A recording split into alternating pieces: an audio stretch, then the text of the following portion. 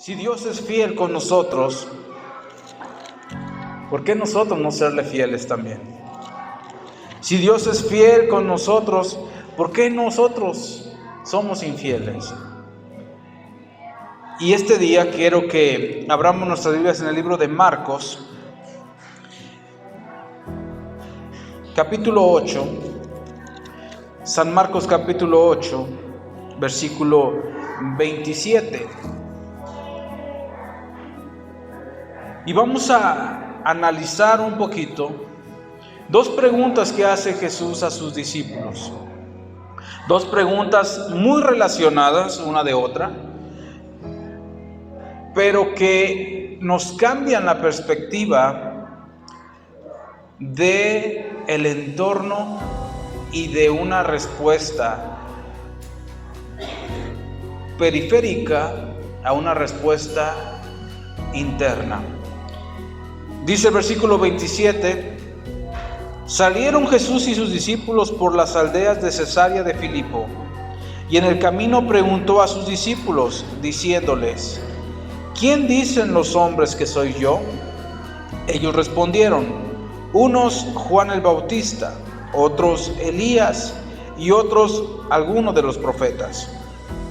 Entonces él les dijo: ¿y vosotros qué decís que soy? Respondiendo Pedro le dijo: tú eres el Cristo. Pero él les mandó que no dijesen esto de él a ninguno. Vamos a orar. Padre, gracias Señor por tu palabra que podemos leer en esta mañana.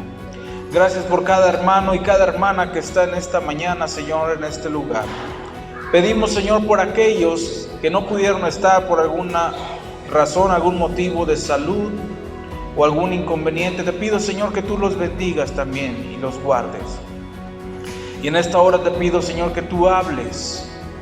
¿Qué nos quieres decir cuando abrimos la Escritura? ¿Qué quieres hablar a nuestro espíritu en esta mañana? A nuestro corazón, a nuestra alma. Háblanos, Señor. Queremos escucharte y saber lo que tú quieres decirnos en este día. Te damos gracias porque después de que te hemos alabado, hemos bendecido tu nombre por medio de canciones, hemos entregado nuestras vidas en rendición a ti. Ahora tú vas a hablarnos a nosotros. Gracias te damos, Señor, en el nombre de Jesús. Amén. Cuando pensamos nosotros en lo que hemos vivido en el pasado, de dónde Dios nos ha sacado, ¿qué ha hecho Dios en nuestras vidas? Debemos de reflexionar y valorar el gran amor mostrado por Dios hacia nosotros. Los discípulos de Jesús andaban con Él, prácticamente vivían con Él. Casi las 24 horas al día estaban junto con Él. Y yendo de camino, Jesús les hace una pregunta y les dicen: ustedes que están conmigo, obviamente se relacionan con personas, platican con personas. Y quiero preguntarles: ¿quién dicen los hombres que soy yo? No es que Jesús ignorara lo que la gente pudiera decir de Él, porque Jesús conocía los pensamientos de las personas y conocía a todos los hombres. Pero quiso preguntarles a los discípulos: ¿quién dicen los hombres que soy yo? Ellos le contestaron: pues unos dicen que eres Juan el Bautista. Para este tiempo, Juan el Bautista ya había sido decapitado, ya había muerto.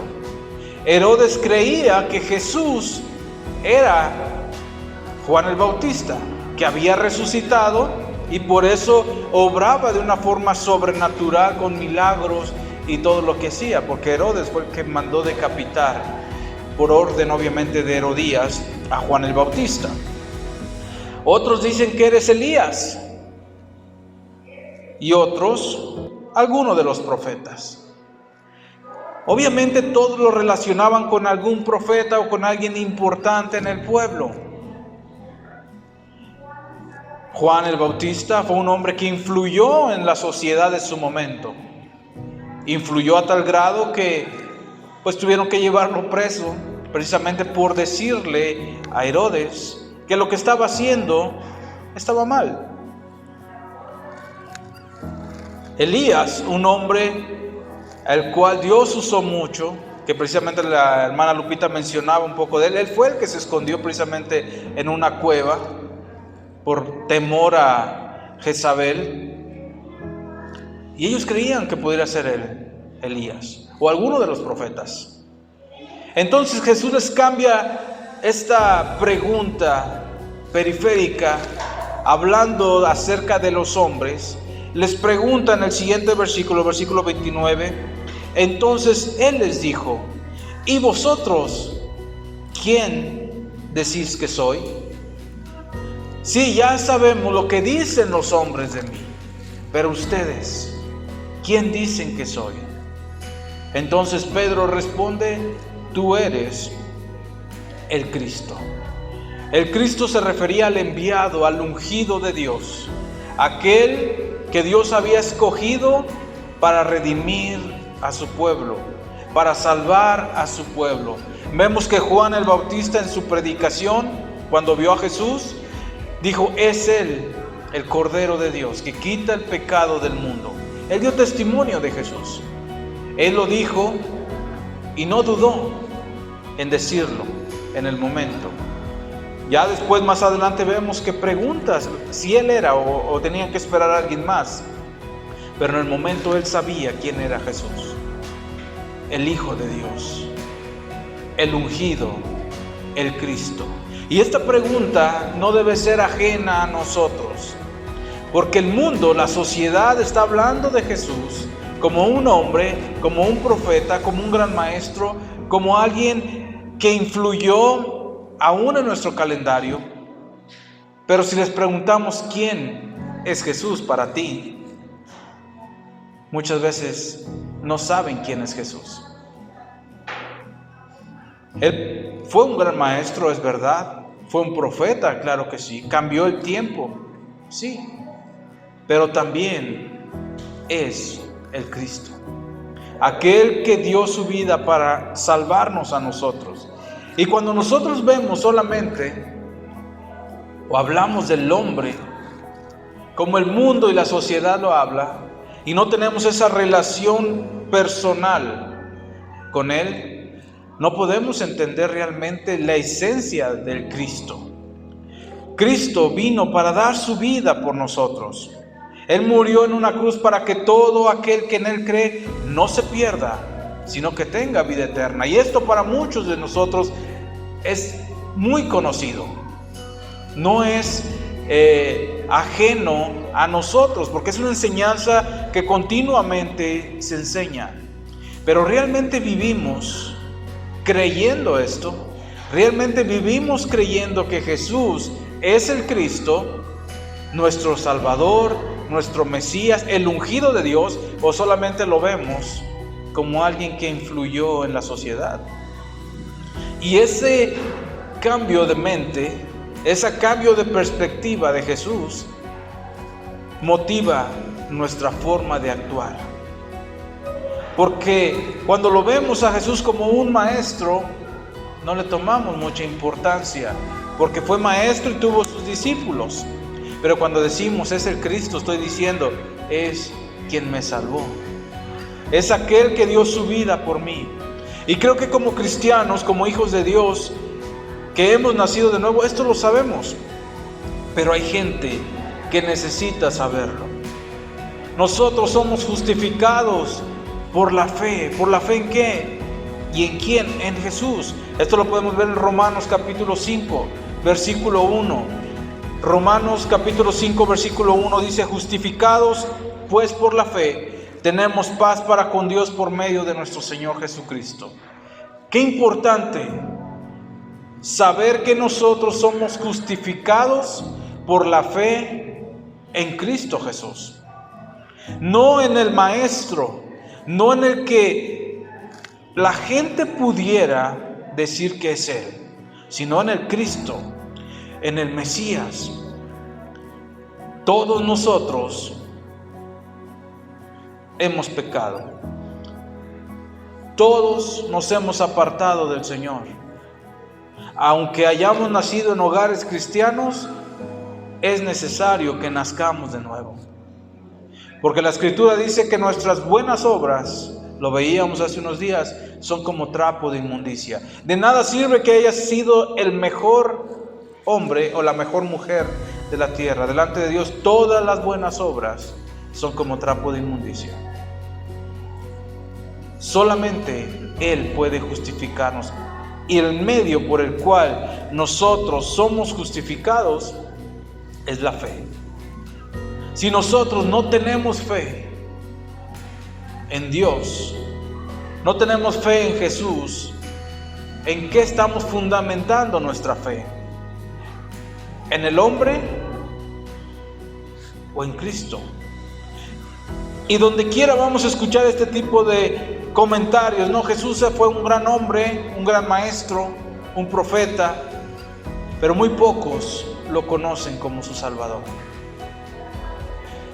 Y segunda de Timoteo, vamos a abrir nuestras Biblias ahí.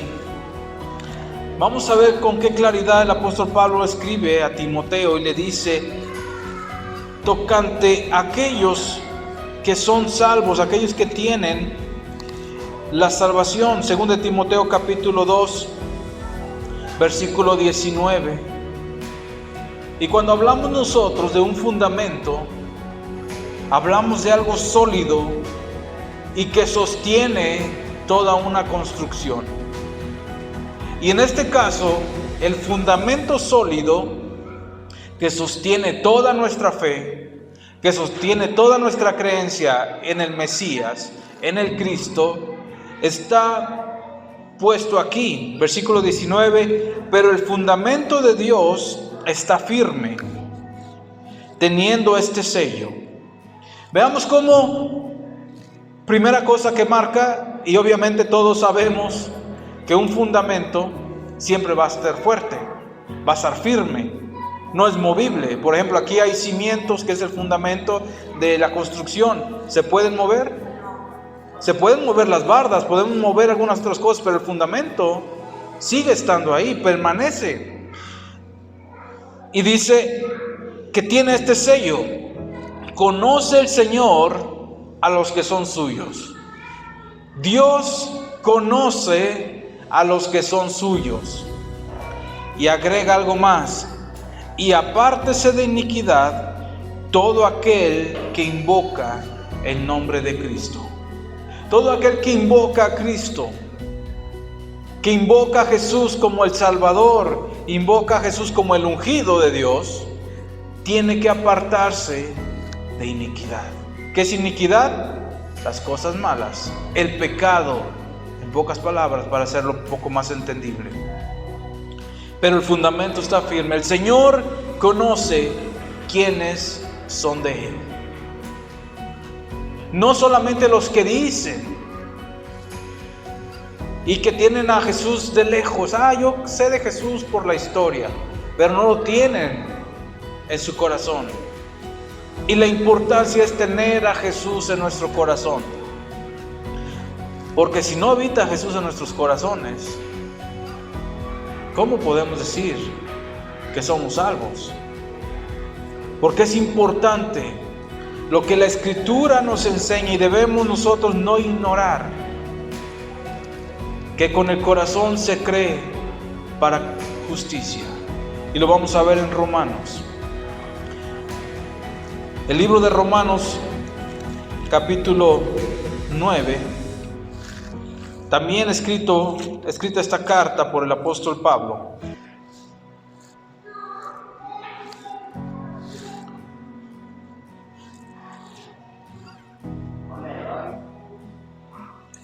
Romanos capítulo 10, versículo 9.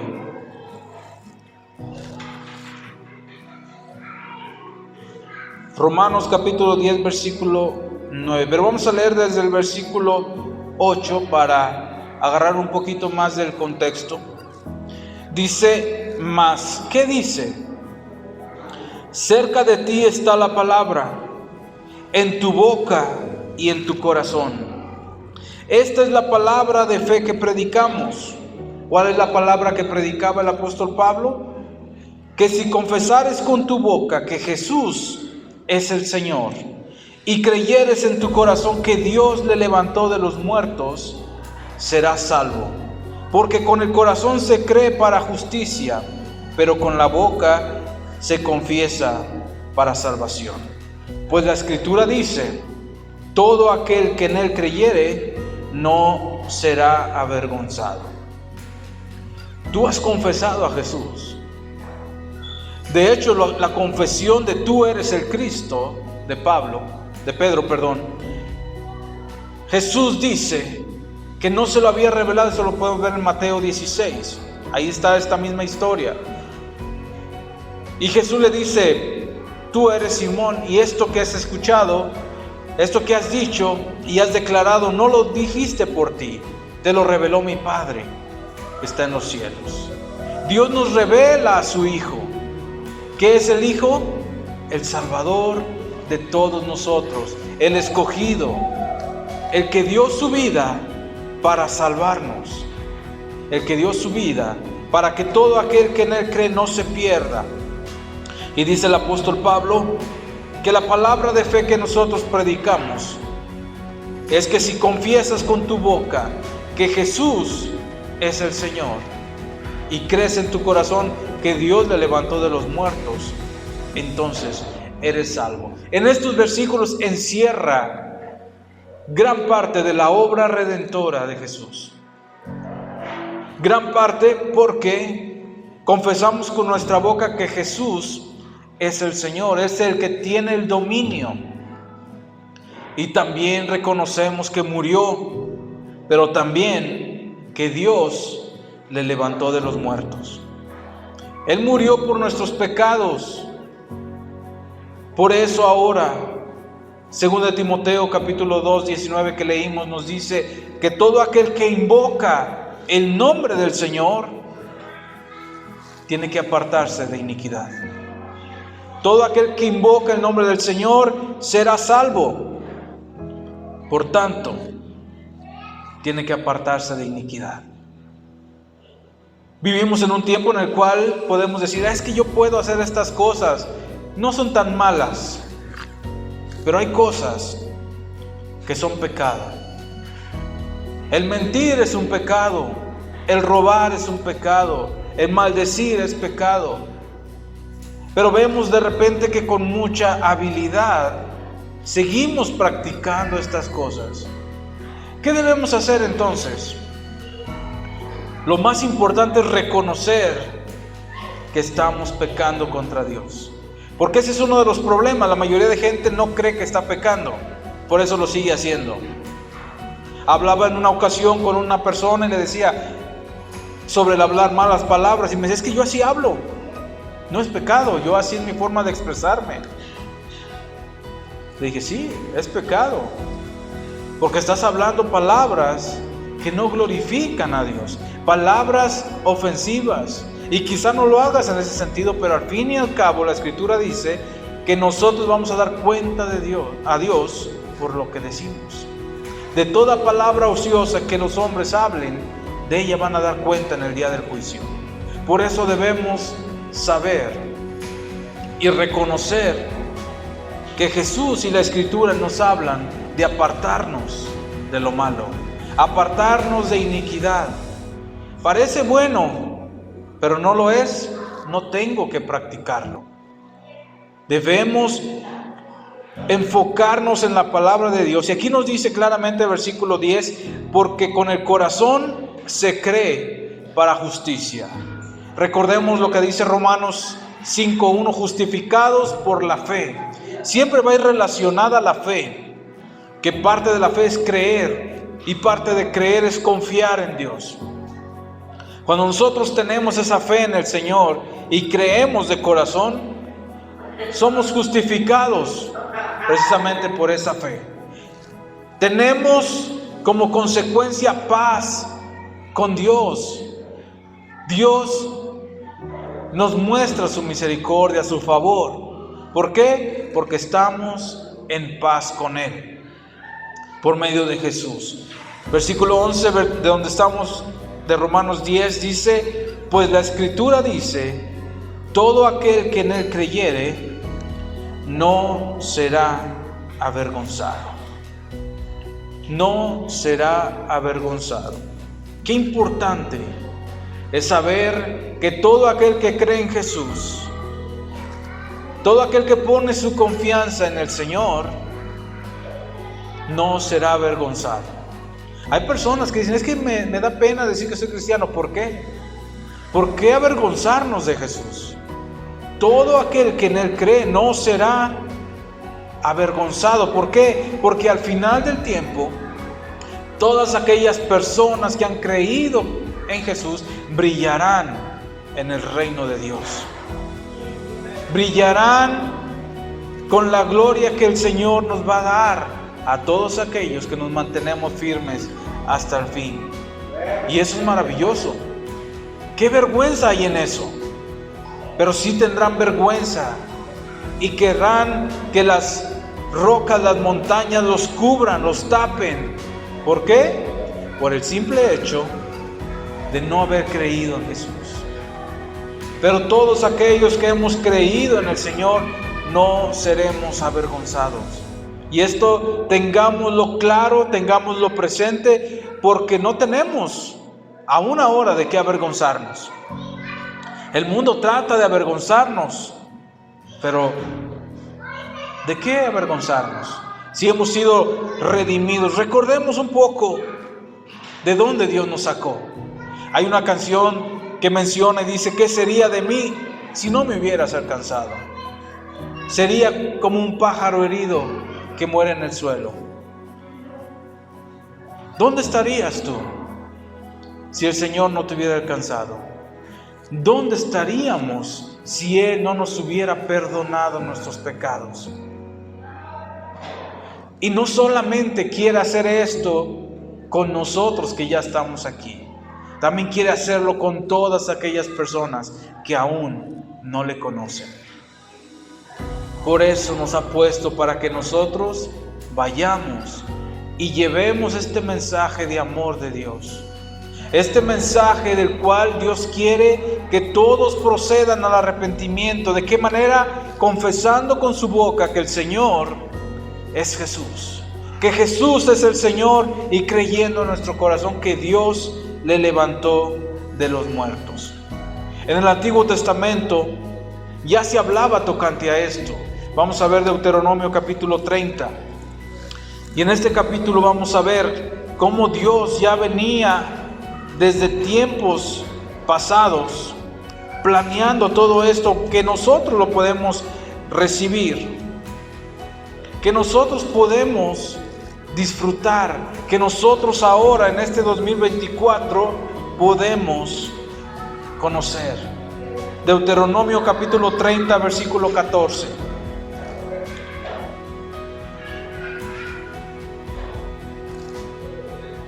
Deuteronomio capítulo 30, versículo 14 dice: porque muy cerca de ti está la palabra, en tu boca y en tu corazón, para que la cumplas.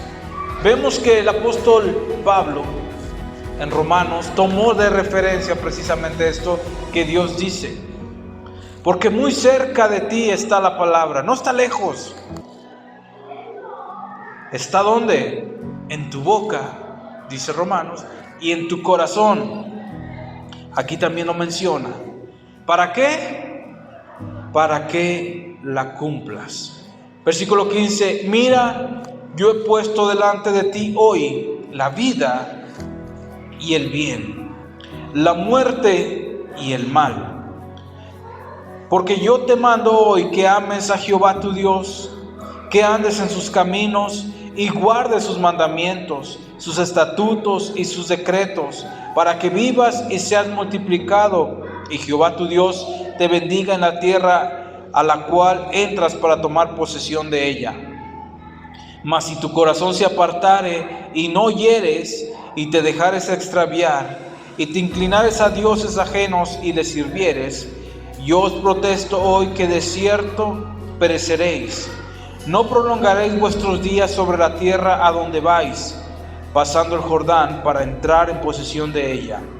A los cielos y a la tierra llamo por testigos hoy contra vosotros, que os he puesto delante la vida y la muerte, la bendición y la maldición.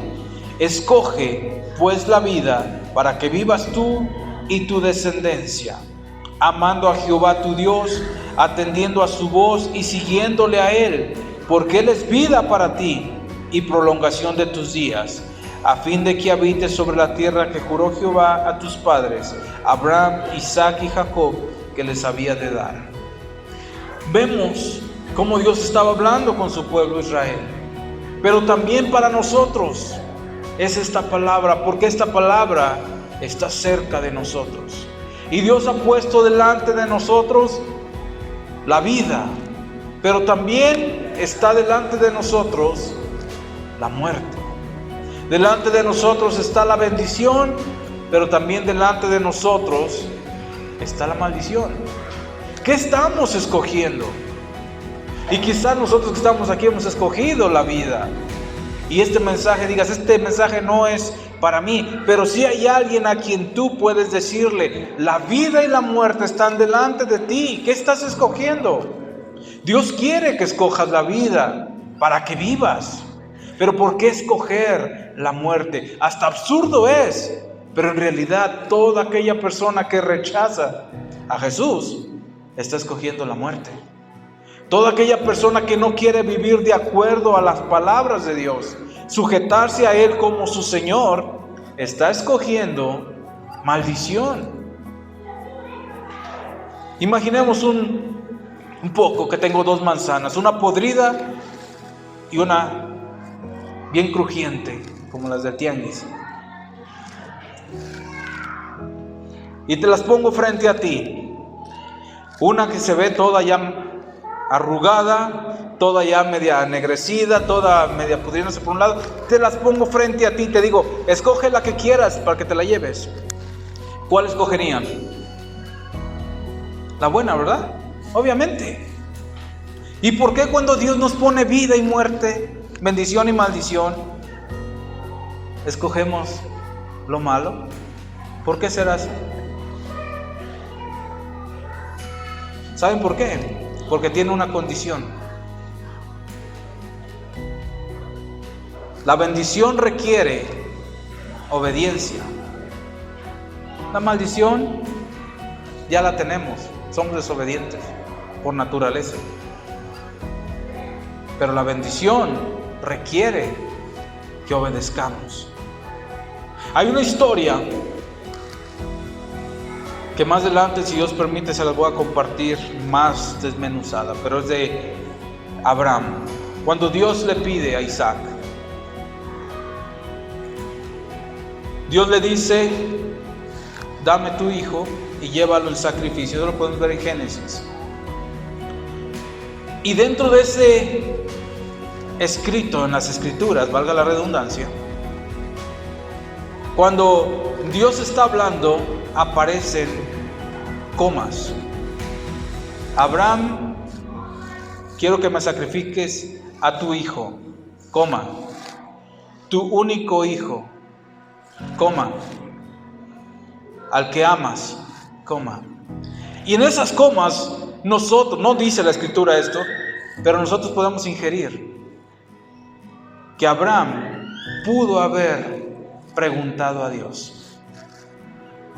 Pudo haberle dicho, cuando escuchó, Abraham, quiero que me sacrifiques a tu hijo. ¿A cuál hijo? A tu único hijo. Tengo dos, al que amas. Eso lo encontramos en la Biblia con comas.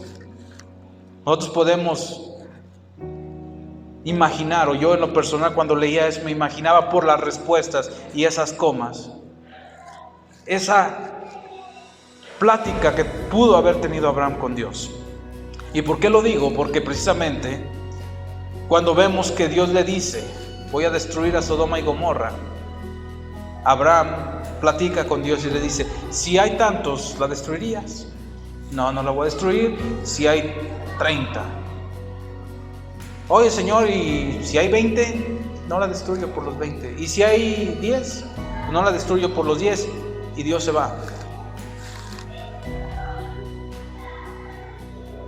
Pero lo importante aquí es la obediencia de Abraham.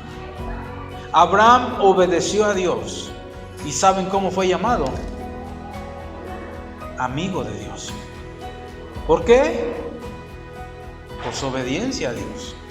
No hay ningún problema en cuando nosotros escuchamos a Dios, dice el Señor, pero ¿por qué así? Porque muchas veces lo preguntamos, ¿por qué me pasa a mí, Señor? ¿Por qué? Y Dios nos va a dar respuestas. No está mal preguntar, lo que está mal es no obedecer la orden que se nos da. Ese es lo malo. Cuando nosotros cuestionamos a Dios, pero cuestionamos en la manera de buscar no obedecerlo. Porque cuando Dios dice algo, debemos obedecer, sea lo que sea.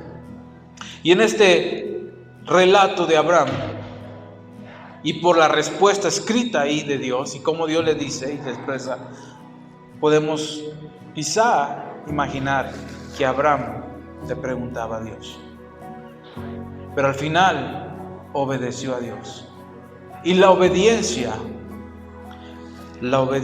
es nuestra mejor adoración a Dios. Cuando nosotros obedecemos a Dios, estamos adorándole. Muchas veces relacionamos la adoración a Dios con la música, con canciones, pero la verdadera adoración, y la primera vez que aparece la palabra adoración en la Biblia es precisamente en este relato de Abraham. Abraham les dice a sus siervos: quédense aquí, que yo y el muchacho vamos a ir al monte, allá donde Dios nos dijo, a adorar. Es la primera vez que en la Escritura aparece la palabra adorar o adoración. ¿Y qué era lo que estaban haciendo? Obedeciendo. ¿Queremos nosotros adorar a Dios? ¿Qué debemos hacer? Obedecer. Parte importante de esto, del obedecer, es dar a conocer lo que Él dijo, que delante de nosotros está la vida y la muerte. Ahora, hay testigos inamovibles, no eternos, pero sí inamovibles. ¿Cuántas generaciones han pasado en este mundo? Y el cielo y la tierra siguen estando presentes. Y a estos dos Dios llama como testigos. Hay testigos de que Dios ha puesto delante de ti la vida y la muerte. Hay testigos de que Dios ha puesto delante de ti bendición y maldición. ¿Qué va a hacer? Escoger, decidir. Cerca de ti está la palabra, en tu boca y en tu corazón. Y todo aquel que confía en el Señor, que pone su fe, no es avergonzado. No seremos avergonzados porque hemos creído en el Señor. No seremos avergonzados porque hemos decidido tomar la vida. Hemos escogido la bendición, que sí conlleva nuestra obediencia. Pero ¿a cuántos de nosotros nos gusta que nos obedezcan nuestros hijos? Creo que a todos, ¿no? Todos queremos que nuestros hijos sean obedientes. ¿Por qué? Porque queremos que caminen rectamente y porque sabemos que queremos lo mejor para ellos. Y si les decimos que no, es por su bien. Y si les decimos que sí, también es por su bien. Lo mismo Dios. Él quiere nuestro bien. Y el fundamento está bien puesto. Y como seña particular, como inscripción tiene que el Señor conoce a los que son de Él. Y todo aquel que invoca su nombre tiene que apartarse de iniquidad. Tiene que ser obediente a lo que Él dice. Siendo estos nuestros testigos, el cielo y la tierra, ¿qué debemos hacer nosotros?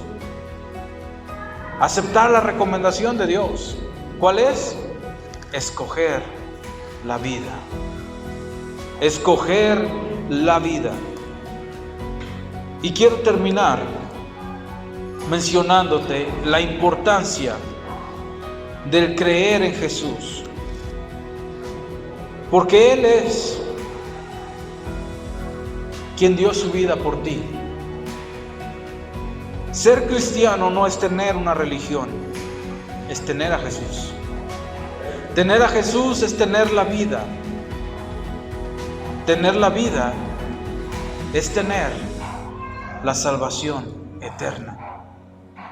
De un día saber que vamos a estar con el Señor.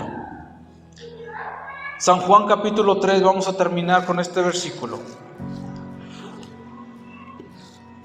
Este versículo en el cual Jesús, aunque este capítulo es muy conocido por la plática con Nicodemo, en este versículo ya Jesús no estaba con Nicodemo.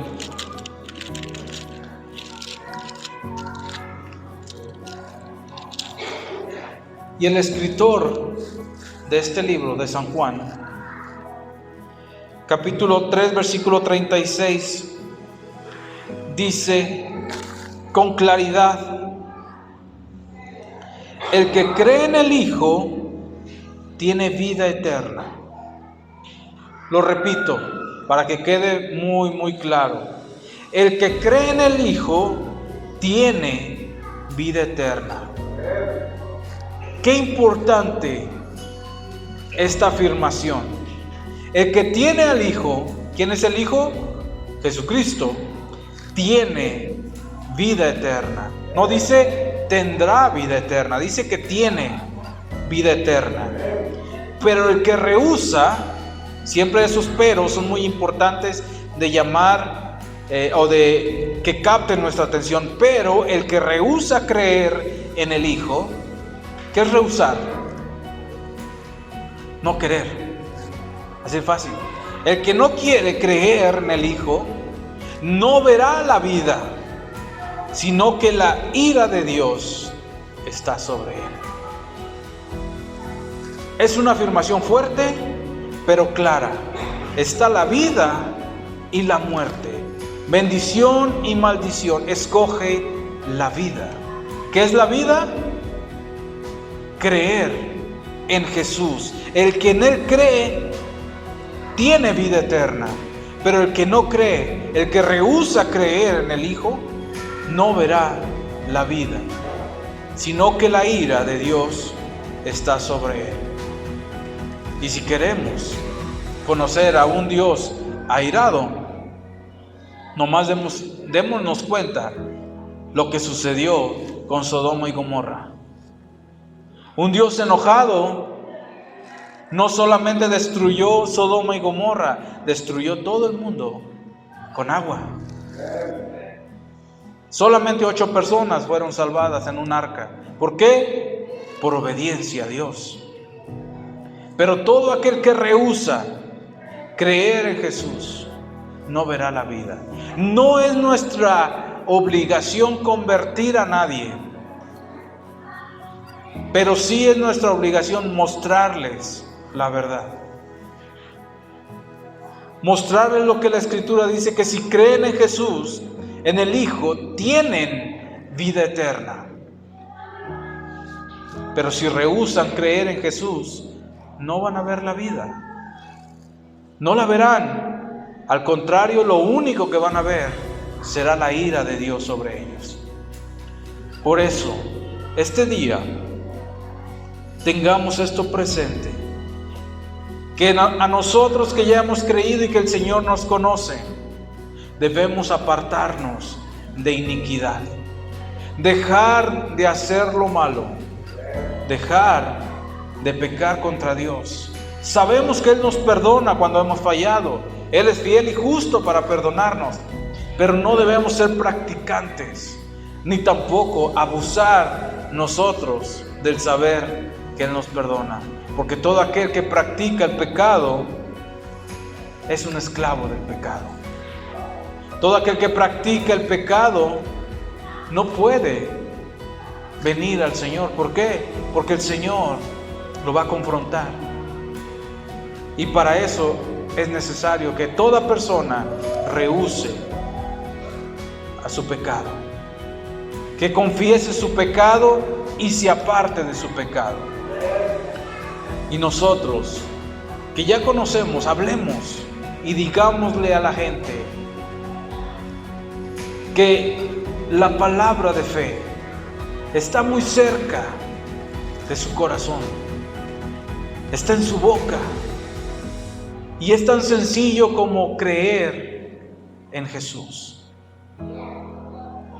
La vida cristiana, vivir agradando a Dios es difícil porque tenemos el adversario a nuestro alrededor.